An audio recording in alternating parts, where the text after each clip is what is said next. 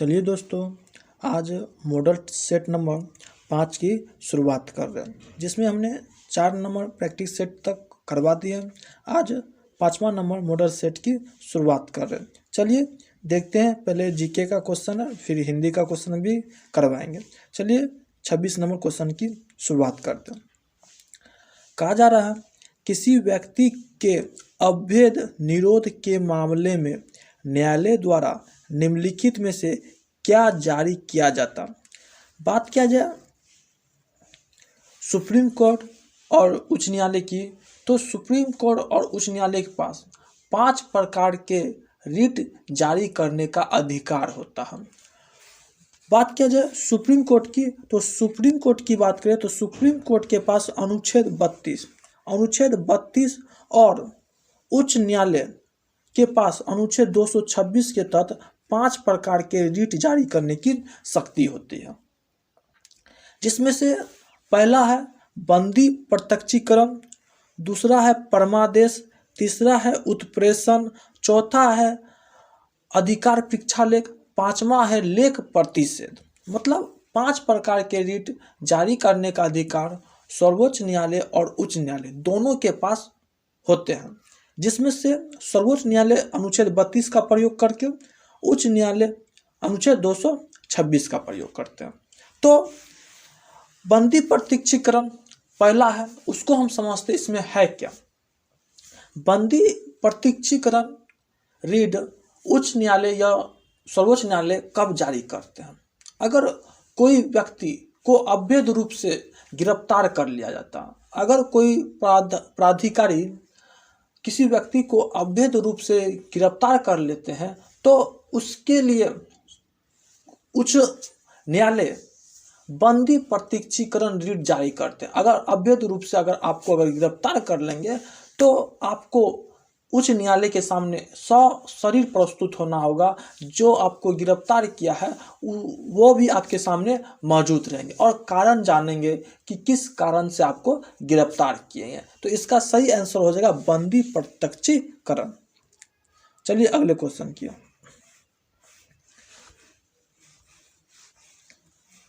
चलिए अगला क्वेश्चन है, दबाव समूह के संबंध में निम्नलिखित में से क्या सही नहीं है।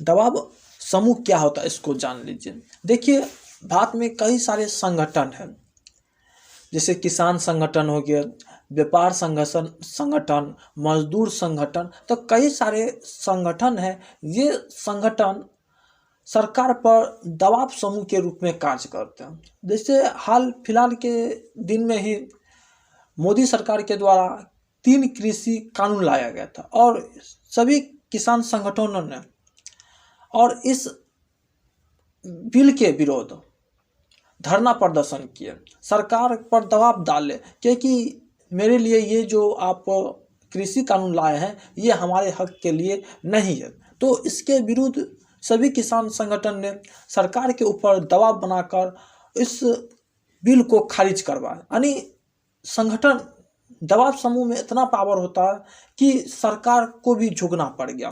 तो जान लीजिए, दबाव समूह के संबंध में निम्नलिखित में से क्या सही नहीं है। तो आंसर हो जाएगा ए नंबर, दबाव समूह का लक्ष्य सरकार पर कब्जा करना होता है।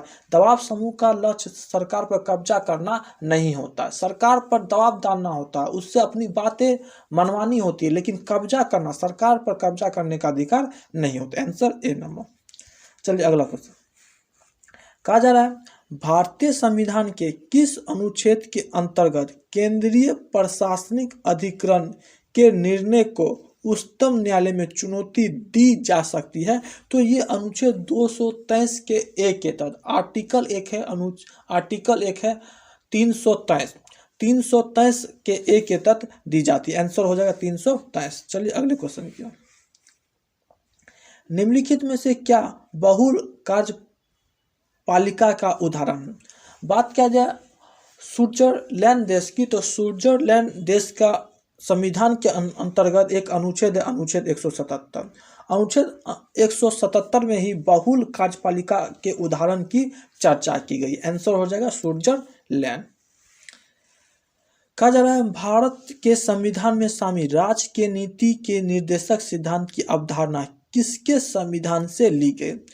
भारत के संविधान में राज्य के नीति निर्देशक सिद्धांत की बात करें तो भारतीय संविधान के भाग 4 में राज्य के नीति निर्देशक सिद्धांत का उल्लेख है। और अनुच्छेद के संदर्भ में बात किया जाए अनुच्छेद 36 से लेकर 51 तक, ठीक ना। और राज्य के नीति निर्देशक सिद्धांत भारतीय संविधान में आयरलैंड देश के संविधान से ली गई है। आंसर हो जाएगा आयरलैंड, आंसर डी नंबर। चलिए अगले क्वेश्चन। पेशवा प्रथा ब्रिटिश द्वारा किस पेशवा के काल में समाप्त कर दिया गया। बात किया जाए मराठा साम्राज्य के अंतर्गत पेशवा का पद लाया गया था। बाजीराव द्वितीय की बात करें, बाजीराव द्वितीय का शासनकाल था 1796 से लेकर 1818 ईस्वी तक। और अंतिम पेशवा मराठा सम्राट के अंतर्गत अंतिम पेशवा बाजीराव द्वितीय थे। बाजीराव द्वितीय ने ही अपने शासनकाल के दौरान एक सहायक संधि लॉर्ड वेलेस्ली के द्वारा लाया गया था, लेकिन सर्वप्रथम फ्रांसीसी गवर्नर डुप्ले के द्वारा लाया गया था। तो उसी सहायक संधि को स्वीकार करने वाला प्रथम मराठा सम्राट कौन था, तो बाजीराव द्वितीय प्रथम मराठा सम्राट हुए जिसने सहायक संधि को स्वीकार किए थे। और बाजीराव द्वितीय के ही शासनकाल में मराठा साम्राज्य का पतन हो गया था। मराठा साम्राज्य का पतन किसके शासनकाल में हुआ था, बाजीराव द्वितीय के शासनकाल में। और बाजीराव द्वितीय के ही शासनकाल में अंग्रेजों ने पेशवा के पद को समाप्त कर दिया। पेशवा के पद को समाप्त अंग्रेजों के द्वारा बाजीराव द्वितीय के ही शासनकाल में कर दिया गया था। और इस प्रकार अंतिम पेशवा बाजीराव द्वितीय बने। तो बाजीराव द्वितीय अंतिम पेशवा थे। पूछा गया है तो कि पेशवा प्रथा ब्रिटिश द्वारा किस पेशवा के काल में समाप्त की गई, तो बाजीराव द्वितीय के शासनकाल। और ये क्वेश्चन पूछा भी गया है कि अंतिम पेशवा कौन था, तो बाजीराव द्वितीय। कौन था, बाजीराव द्वितीय। चलिए याद रखिएगा। राजा खारवेल किस चेदी वंश के महानतम शासक थे, तो ये कलिंग के शासक थे। आंसर हो जाएगा कलिंग। अगला है मुखिया स्वहस्ताक्षरित आवेदन देकर अपने पद से परित्याग कर सकते हैं, मतलब मुखिया अपने पद से हट सकते हैं। किसको त्याग पत्र देकर, तो बिहार पंचायती राज अधिनियम 2006 के अंतर्गत उसने अपना आवेदन किसे प्रेषित करना होगा, मतलब किसे अपना त्याग पत्र देकर अपने पद से हट सकते हैं मुखिया जी, इसके बारे में पूछा गया। तो अपना त्याग पर ये जिला पंचायती राज पदाधिकारी को देते हैं। तो आंसर हो जाएगा डी नंबर, ठीक ना। चलिए बढ़ते हैं आगे। अगला क्वेश्चन है किस चार्टर एक्ट से चीन के साथ ईस्ट इंडिया कंपनी का व्यापार एकाधिकार समाप्त हो गया। देखिए अंग्रेज सरकार और अंग्रेजी कंपनी की बात किया जाए तो अंग्रेजी कंपनी को नियंत्रण में रखने के लिए अंग्रेजी सरकार ने समय समय पर कई सारे एक्ट पारित किए, जिसमें से एक एक्ट है 1833 का चार्टर एक्ट। 1833 के चार्टर एक्ट के ही तहत अंग्रेजी सरकार ने ब्रिटिश कंपनी के व्यापार के पूरे साधन को समाप्त कर दिया। मतलब 1813 में कुछ समाप्त किए थे, लेकिन 1833 में पूरा समाप्त कर दिया। दो एक्ट है इससे रिलेटेड, 1813 और 1833। 1813 में क्या हुआ था, पूरा नहीं आंशिक रूप से समाप्त किया गया था। पूछा गया कि व्यापार को आंशिक रूप से कब समाप्त किया गया था, किस एक्ट के तहत, 1813 के चार्टर एक्ट के। लेकिन पूर्णतः व्यापार कब समाप्त कर दिया गया था, तो 1833 के चार्टर एक्ट के तहत। तो एक व्यापार पर एकाधिकार समाप्त किस एक्ट के तहत किया गया था, 1833 के चार्टर एक्ट के तहत। ध्यान दीजिएगा 1833 के चार्टर एक्ट पारित होने के बाद ये तो व्यापार को पूरी तरह समाप्त कर दिए और बस कंपनी का काम अब रह गया भारत में शासन प्रशासन करना। व्यापार को तो पूरी तरह समाप्त कर दिया गया, अब उसका काम रह गया भारत में कि शासन प्रशासन करेंगे। ठीक है, ये इस एक्ट में कहा गया। और इसी एक्ट में पहली बार दास प्रथा को समाप्त करने की भी बात कही गई। पहली बार दास प्रथा को समाप्त करने की बात किस एक्ट में की गई थी? तो 1833 के चार्टर एक्ट में। 1833 के चार्टर एक्ट के ही तहत 1843 ईस्वी में दास प्रथा को समाप्त किए थे एलन बरो। किसने? एलन बरो। और इस एक्ट की क्या खास विशेषता है इसको भी ध्यान दीजिएगा। इस 1833 के चार्टर एक्ट के तहत बंगाल के गवर्नर जनरल के पद को समाप्त कर भारत के गवर्नर जनरल पद लाया गया। ये तमाम फैक्ट को आपको याद रखना होगा। ये तमाम फैक्ट परीक्षा में पूछे गए हैं, जितना हम अभी लेक्चर के थ्रू बताएं आपको ध्यान रखना है। तो इसका तो सही आंसर हो जाएगा चार्टर एक्ट 1833, क्योंकि इसी एक्ट के तहत किस चार्टर एक्ट से चीन के साथ ईस्ट इंडिया कंपनी का व्यापार एकाधिकारी समाप्त हो गया था? तो चार्टर एक्ट 1833 के तहत। आंसर हो जाएगा यहाँ पर सी। जितना भी हम फैक्ट बताएं, जितना भी लेक्चर के माध्यम बताएं, ये सब आपके लिए इम्पोर्टेंट है। सारा क्वेश्चन पूछा गया। हम फिर से एक बार रिपीट कर देते हैं। 1833 के चार्टर एक्ट में क्या क्या हुआ, हम फिर से एक बार रिपीट करते हैं। आप ध्यान से सुनिएगा फैक्ट को। 1833 के चार्टर एक्ट पारित किया गया।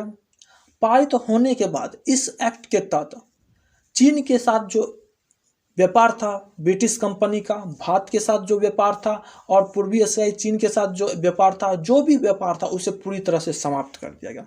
तो पूछा जाएगा कि किस एक्ट के तहत व्यापार को पूर्णतः समाप्त कर दिया गया? तो 1833 के चार्टर एक्ट के तहत। क्लियर? अगला क्वेश्चन पूछा गया किस एक्ट के तहत दास प्रथा को समाप्त किया गया था? तो 1833 के चार्टर एक्ट के तहत। और इसी एक्ट के तहत 1843 ईस्वी में एक गवर्नर जनरल थे लॉर्ड एलन बोरो, उसने दास प्रथा को समाप्त किया। ठीक है। फिर पूछा गया बंगाल के गवर्नर जनरल का नाम बदलकर भारत का गवर्नर जनरल किस एक्ट में किया गया? तो 1833 के चार्टर एक्ट में। इन तमाम फैक्टों को आपको याद रखना। चलिए बढ़ते हैं अगले क्वेश्चन की। चलिए अगला क्वेश्चन है परिसंघ बनाने का विचार सर्वप्रथम किसने प्रस्तावित किया था? बात किया जाए परिसंघ बनाने का सर्वप्रथम विचार नेहरू रिपोर्ट में किया गया था। नेहरू रिपोर्ट 1928 ईस्वी में प्रकाशित हुआ था। इसी नेहरू रिपोर्ट में ही पहली बार परिसंघ बनाने की विचार की गई थी। आंसर हो जाएगा नेहरू रिपोर्ट 1928 यानी डी नंबर।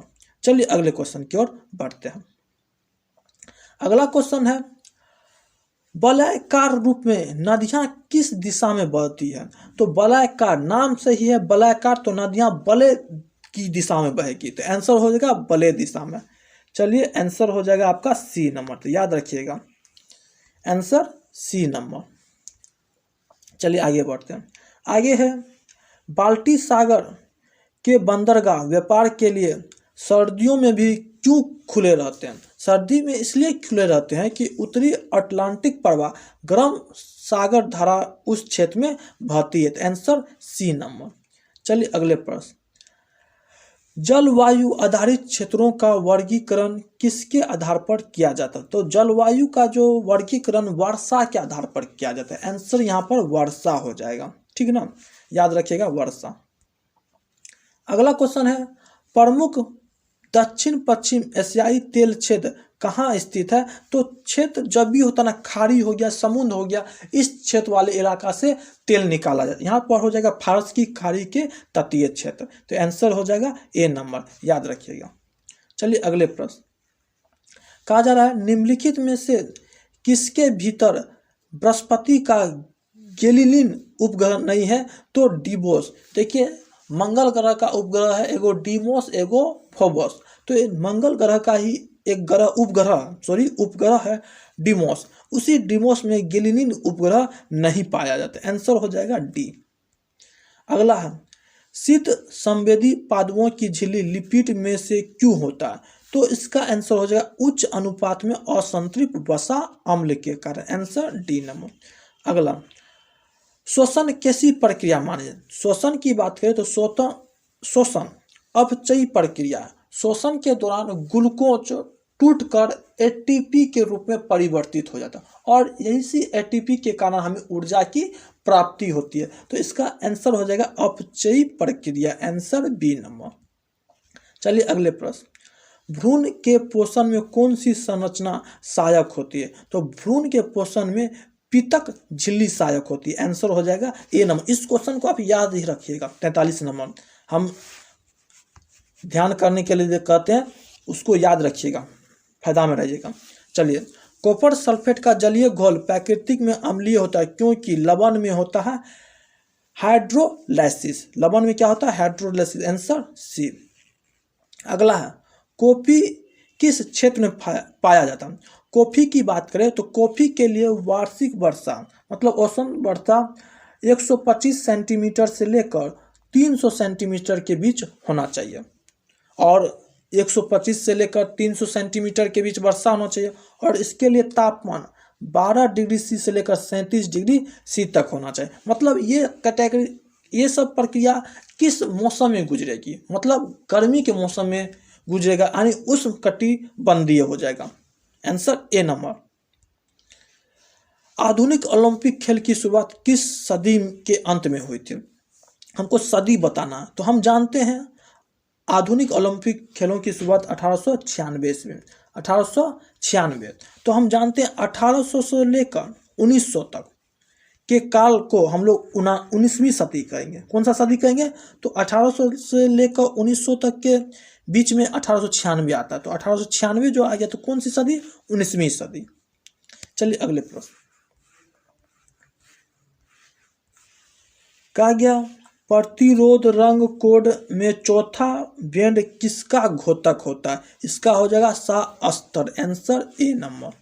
चलिए अगले प्रश्नों की ओर, खगोलीय भौतिक में बाह्य अंतरिक्ष में परिकल्पित होल को जहां से तारे और ऊर्जा निकलती है क्या नाम दिया गया है? तो व्हाइट होल नाम दिया है। एक होता है ब्लैक होल, ये होगा व्हाइट होल। तो याद रखिएगा बाह्य अंतरिक्ष, ध्यान में। चलिए, न्यूक्लिक रिएक्टर में न्यूट्रॉन को किसमें अवमंदित किया जाता है? तो मॉडरेटर में, आंसर बी नंबर। उंगली लेखन विज्ञान को सामान्यतः किस नाम से जानते हैं? तो उंगली लेखन तो उंगली छाप, तो आंसर हो जाएगा उंगली छाप। तो याद रखिएगा उंगली छाप। ध्यान दीजिए, 26 नंबर से लेकर 50 नंबर तक आप लोग का जीके था। मैंने जीके कंप्लीट करवा दिया, जीके का हमने डिस्कशन करवा दिया। आप हिंदी है, हिंदी को भी देख लीजिए। आप हिंदी के क्वेश्चन के बारे में हम कहते हैं, हिंदी जितना हम करवा रहे हैं बस हिंदी उतना आप करके चल जाइए, उतना देख के चल जाइए, आपका काम हो जाएगा। बस कुछ एक्स्ट्रा चैप्टर है, बस उसको आपको देख के जाना होगा। हिंदी के लिए ज़्यादा परेशान नहीं होना। चलिए हिंदी की शुरुआत करते हैं। पहला क्वेश्चन है हिंदी में, इक कर सो भुज गही गाढ़े, इक कर लियो शादी, मारती हो तेनो, 76 नंबर ना। तो अभी कन्हे बेगी उगलो माटी। तो इस क्वेश्चन पहले जान लीजिए, इससे कहाँ से ये सवाल पूछा गया, ये क्वेश्चन क्या है जान लीजिए। एक चैप्टर है वाचक, वाचक नामक चैप्टर है। उस वाचक नामक चैप्टर को आपको अच्छी वे में करके जाना। वाचक से 2 या 3 क्वेश्चन देखने को मिलेगा। एक वाचक चैप्टर हो गया, एक समास चैप्टर हो गया, एक संधि। ये 3 चैप्टर आपको करके जाना है। करके जाइए, ज़्यादा फायदा में रहिएगा और बेहतर वे में आप क्वेश्चन सही करके आइएगा।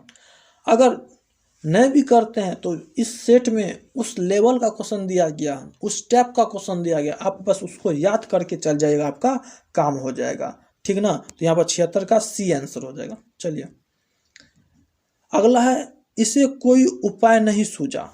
तो देखिए वाचक से प्रश्न आ गया, तो वाचक वाला प्रश्न आपको ध्यान में रखना है। तो इसका सही आंसर होगा निषेध वाचक। उसे कोई उपाय नहीं सूझा, इसमें कौन सा वाचक है तो आपको पहचानना है। तो ये निषेध वाचक है, मतलब मना कर रहा है किसी को। निषेध मतलब मना करना। आपका जीवन प्रकाश में हो, तो ये क्या हो गया, ये कौन सा वाचक है? ये इच्छा है कि मेरा जो है ना जीवन प्रकाश में हो, हम अपना क्या करें, इच्छा के। तो ये हो गया इच्छा वाचक। तो वाचक चैप्टर आपको पढ़ के जाना। समास बोले ना, वाचक हो गया, समास हो गया और संधि, ये चैप्टर आपको करके जाना। अब त्रिफला में समास है, देखिए ये सब समास पहचानने का अच्छा नियम है, अच्छा तरीका है। जैसे त्रिफला हो गया, त्रिभुवन हो गया, नवरात हो गया, दशानंद हो गया। देखिए इसमें संख्यावाचक, त्रि मतलब तीन, त्रि मतलब तीन, नवरात मतलब 9, दशानंद मतलब 10, तो संख्या का बोध होता है। अगर ये सब वर्ड पढ़ने के बाद आपको संख्या का बोध हो जाए तो समझ जाइएगा उसमें कौन सा समाज है, द्विगु समाज। कौन सा समाज, द्विगु समाज। चलिए, और पाप पुण्य में कौन सा समाज है, और ये समाज को भी पहचानने का अच्छा तरीका है। जिसके भी जैसे लिखे माता अब पिता, तो क्या किए, बीच में ये डैश दिए, तो ये डैश ही हमें बता देता है कौन सा समाज है। जहाँ भी डैश रहे समझ जाए उसमें द्वंद्व है, द्वंद्व समान। युद्ध में क्या होता है, द्वेष, द्वंद्व। तो पाप और पुण्य का क्या उनसे समान, द्वंद्व समाज। अगला है संधि विच्छेद, और आपको संधि विच्छेद भी बोले हैं करके जाने। तो अभियुद्ध का संधि विच्छेद क्या होगा, अभी प्लस उदय, आंसर बी। चलिए अगला है पवन में कौन सा संधि है, तो अयादि संधि है। संधि करके जाना है, जो बोल रहे हैं वो करके जाइएगा, फायदा में रहिएगा।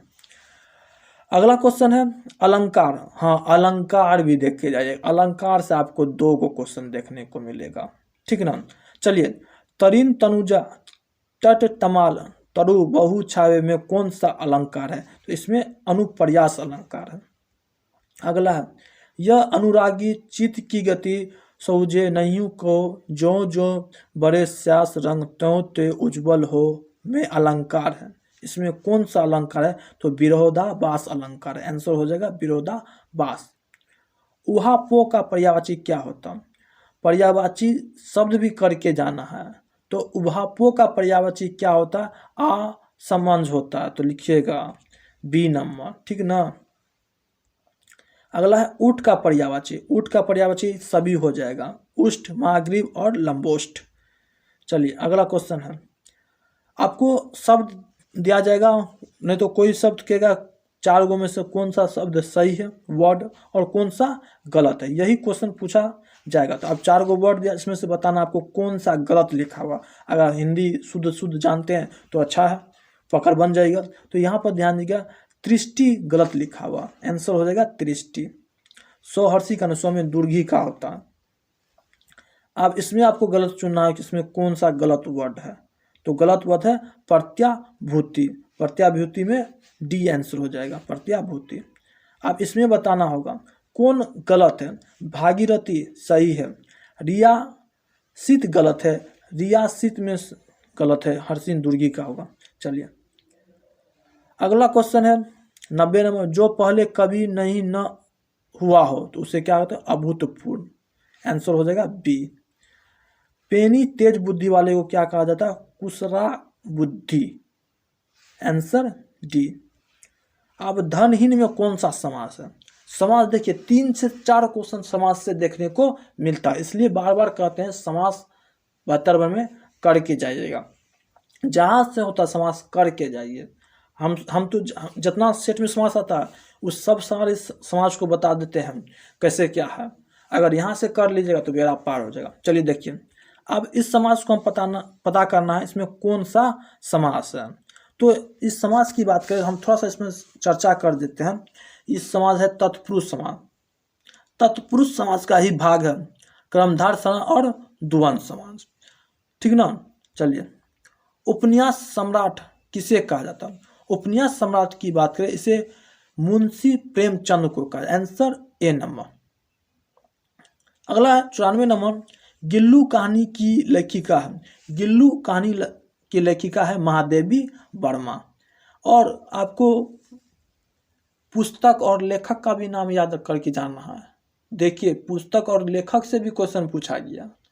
तो 10th का अगर हिंदी आप लोग पढ़े होंगे, 10th के हिंदी का जितना चैप्टर है उसका लेखक कौन है, अगर एक नज़र आप देख के चल जाते हैं तो आपको काफ़ी फायदा मिलेगा। अगर 2 से 3 क्वेश्चन देखने को वहाँ से अगर मिल जाएगा, सही करके आ जाइएगा, तो औरों स्टूडेंट से मतलब औरों छात्र से आप बेहतर करके आइएगा, ये हम पूरा भरोसा देते हैं।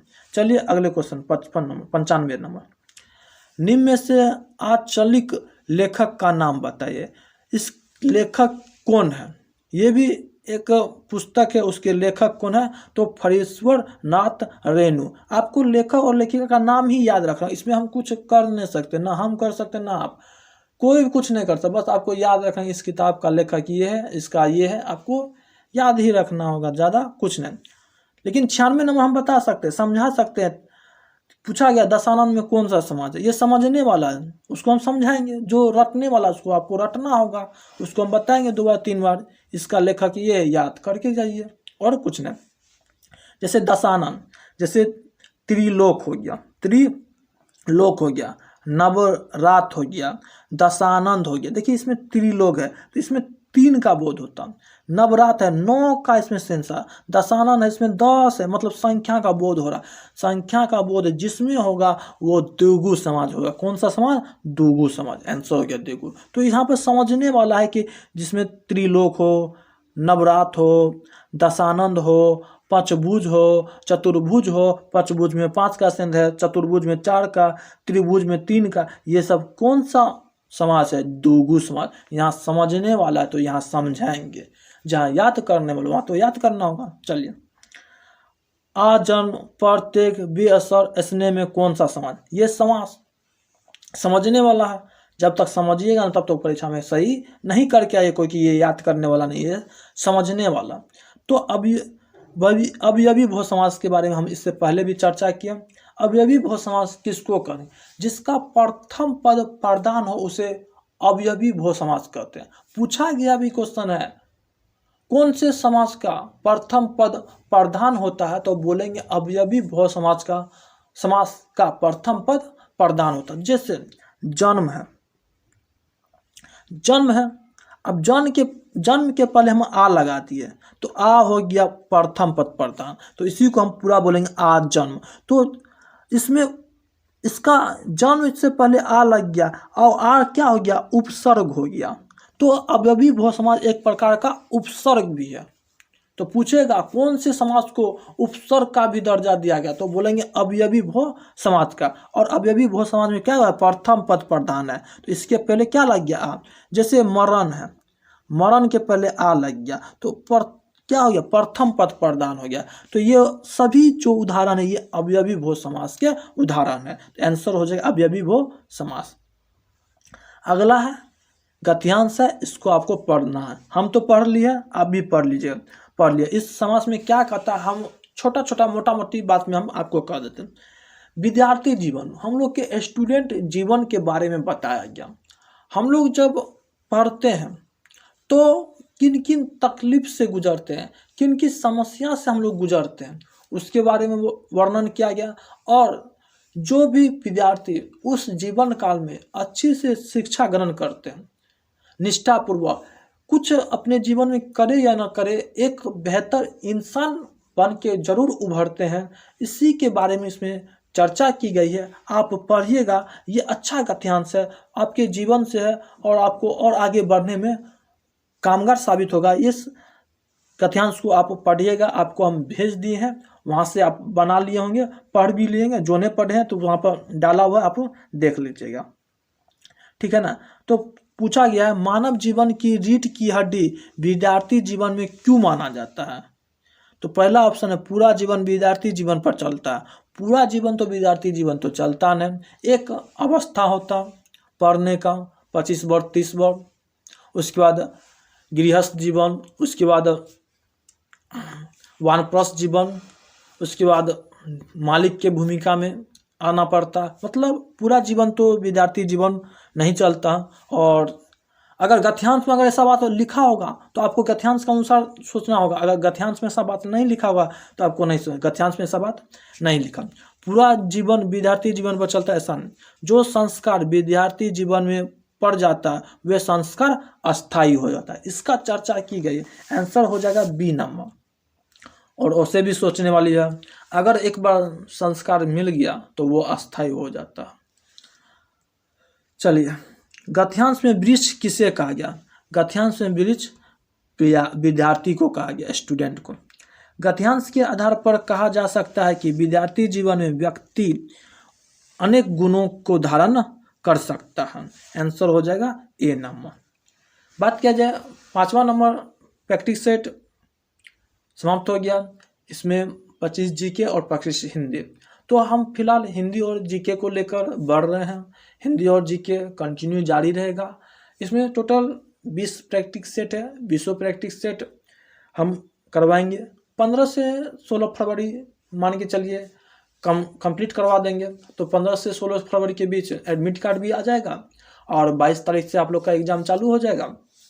तो हम प्रयास करेंगे 15 से 16 तक में आपको पूरा प्रैक्टिस सेट आपको कवर करवा दें। उसके बाद आप जो भी 2-4 दिन समय मिलेगा उसमें 20 प्रैक्टिस सेट को एक बार खाली एक नज़र देख के चल जाइएगा, एक बार री कर लीजिएगा, याद कर ले। सारा तो हम भेज ही दिए PDF, उसमें PDF को अपना टिक आउट करके एक बार याद कर लेगा। कुछ याद करिए ना करिए, हिंदी को आप एक बार खाली री कर लीजिएगा। हम पूरा विश्वास देते हैं, भरोसा देते हैं आपको, हू पर हू आपको परीक्षा में यहीं से हिंदी देखने को मिल जाएगा, ठीक ना। तो आप एक बार पढ़ के चल जाइएगा, कोई दिक्कत ना होगा। चलिए मिलते हैं अगले प्रैक्टिस सेट नंबर 6 के साथ। तब तक के लिए आप सबों का धन्यवाद। चलिए बढ़ते हैं, ठीक है, ध्यान रखिएगा अपना लोग। चलिए, और कल 6ठा सेट आप लोग को उपलब्ध हो जाएगा, ठीक ना।